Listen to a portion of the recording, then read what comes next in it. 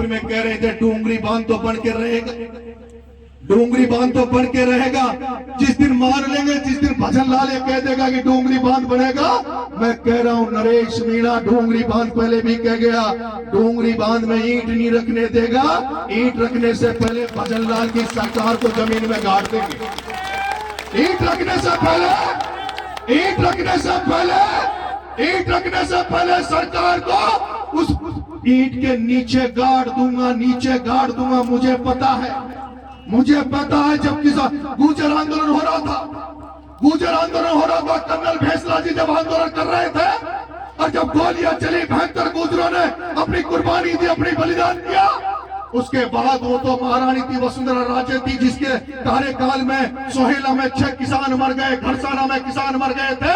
उस वसुंधरा के भी मैंने देखा है पसीना आ गया था, उसकी भी बीपी बढ़ गई थी जब 72 गुजरों ने बलिदान दिया। सत्ता सरकार पलटने वाली थी।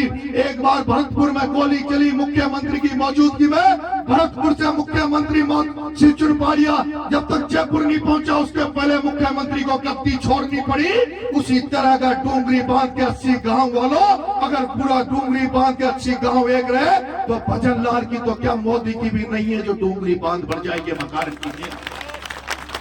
लेकिन मैंने अभी जोड़ली के बाद में भी कुछ दिन जोड़ली में भी कहा, जोड़ली में महापंचायत हुई कि उन्होंने कमेटी वालों ने कहा जल्दी फैसला करेंगे, जल्दी ये करेंगे। लेकिन मुझे तो लगता है कि सरकार तो फुट पे, लेकिन कमेटी का भी कोई निर्णय नहीं हो पा रहा है।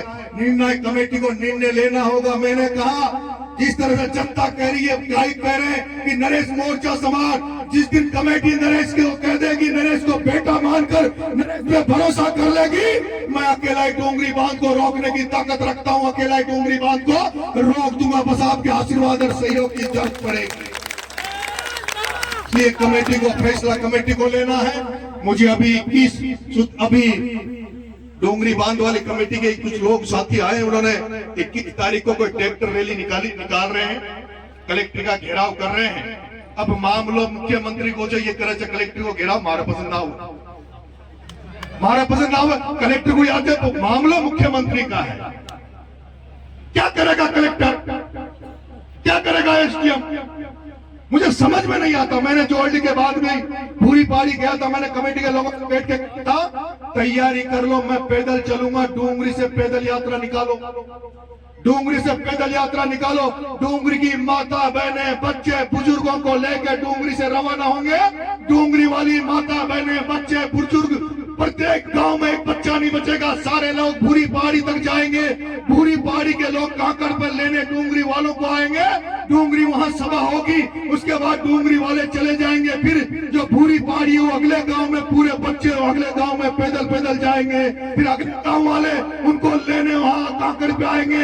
इस तरह से पहले तो सूर्य क्षेत्र 80 गांव का भ्रमण करो, पैदल यात्रा करो और उसके बाद फिर एक जगह निश्चित करो और उसमें ऐसा पड़ाव डालो, ऐसा करो मरो का आंदोलन करो जिसमें भजन लाल को आके जवाब देना पड़े, उसके मंत्रिमंडल को कमेटी को आकर जुगाड़ देना पड़े, उनको स्पष्ट करना पड़े कि बांध बनेगा कि नहीं बनेगा।